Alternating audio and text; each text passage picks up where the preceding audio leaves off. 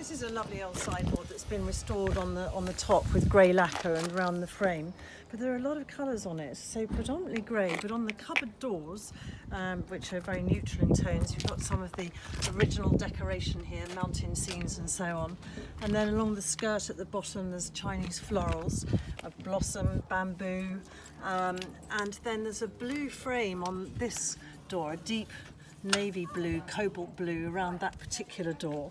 There's a touch of green on this door around the edge, and then a little bit more blue and green on the third cupboard.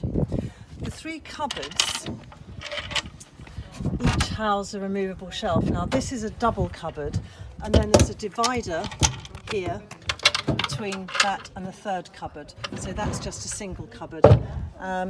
And the doors each have a magnet closure and these very pretty solid brass tab handles.